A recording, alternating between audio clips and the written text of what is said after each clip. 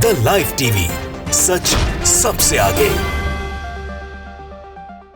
नमस्कार, मैं हर्षिता सिंह और आप देख रहे हैं द लाइव टीवी। देश के अलग अलग राज्यों में हुए उपचुनाव में बीजेपी को तगड़ा झटका लगा है। एक लोकसभा और 4 विधानसभा के लिए जो कल उपचुनाव हुए, उन उपचुनाव के नतीजों में आपने देखा कि भाजपा चारों खाने चित नजर आई। पश्चिम बंगाल में तृणमूल कांग्रेस, तो बिहार में आरजेडी और छत्तीसगढ़ में भी और महाराष्ट्र में भी कांग्रेस को बड़ी सफलता मिली है, जो कि बीजेपी के लिए एक बड़े झटके से कम नहीं था।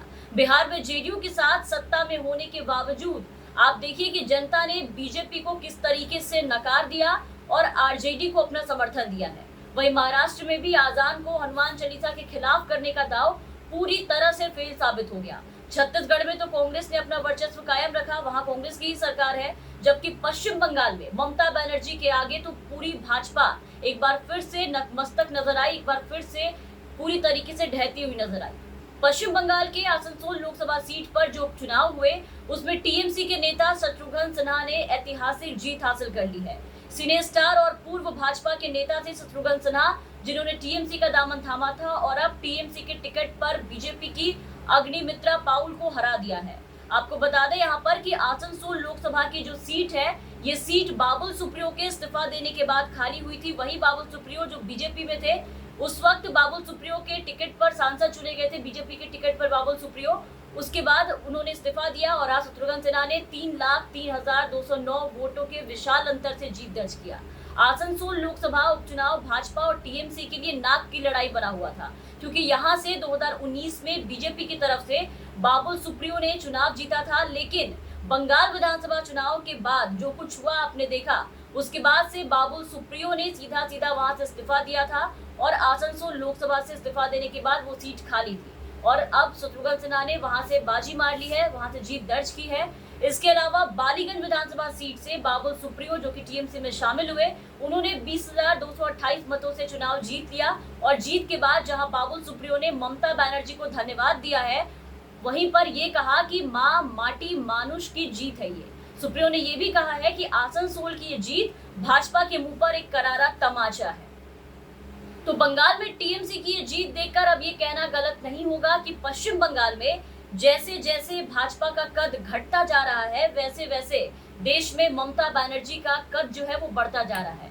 यानी 2024 में जो लोकसभा चुनाव होने वाले हैं, उन चुनाव में बीजेपी के लिए पश्चिम बंगाल की जो राह है वो आसान नहीं होने वाली। वहीं दूसरी तरफ बिहार की अगर बात करें तो बिहार में जिस तरह से आरजेडी ने अकेले बीजेपी को चारों खाने चित किया है, वो अपने आप में एक बहुत बड़ी बात है। बिहार की बोचहा विधानसभा सीट पर जो उपचुनाव हुए और जो नतीजे आए, उपचुनाव से लगता है कि कमल पर रखा तीर फिलहाल खिसकने लगा है, क्योंकि 17 सालों के बाद यहाँ फिर से लालटेन जल उठा है। बोचहा विधानसभा सीट पर जो उपचुनाव हुए, उस उपचुनाव में आरजेडी के अमर पासवान ने बीजेपी की बेबी कुमारी को बड़े अंतर से हराया है, वहां से मात दिया है।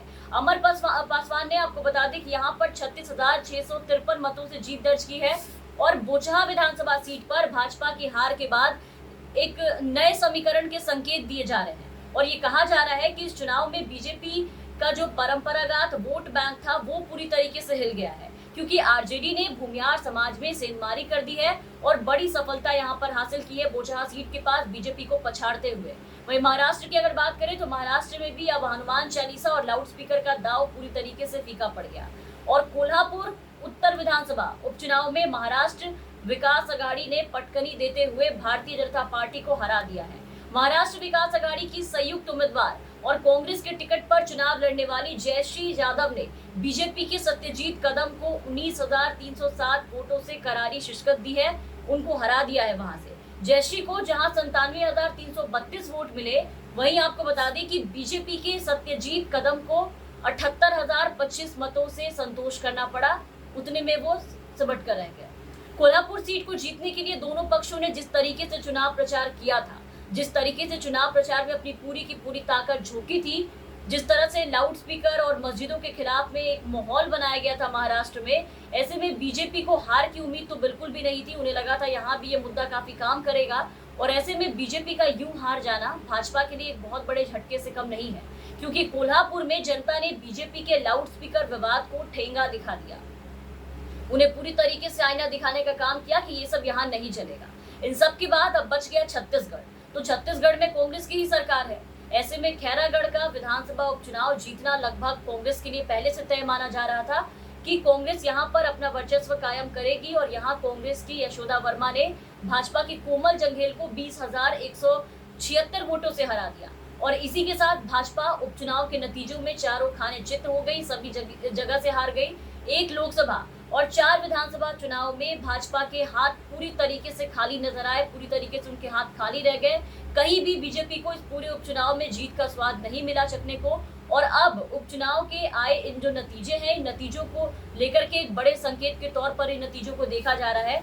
इन नतीजों को लेकर के ये कहा जा रहा है कि पिछले 7 सालों में जनता जो लगातार महंगाई, बेरोजगारी और देश में जो उन्माद फैला हुआ है, फैले उन्माद का जो बोझ उठाई हुई थी, वो सब अब लोगों के बर्दाश्त के बाहर हो चुका है। जनता का आक्रोश अब फूट पड़ा है, जनता जो भी है वो बर्दाश्त नहीं कर पा रही, जिसका जवाब अब केंद्र की सत्तारूढ़ पार्टी को इन चुनावों में मिल गया है। सारे सीट पर जहां भी उपचुनाव हुए, आपने देखा कि किस तरीके से बीजेपी की करारी हार हुई है। कहीं भी एक भी सीट बीजेपी के खाते में नहीं आई। तमाम खबरों और अपडेट्स के लिए आप बने रहे द लाइव टीवी के साथ। चैनल पर नए हैं तो चैनल को सब्सक्राइब कीजिए, साथ ही बेल आइकन जरूर दबाएं ताकि हम आपको हर खबरों से अपडेट रख सकें। द लाइव टीवी, सच सबसे आगे।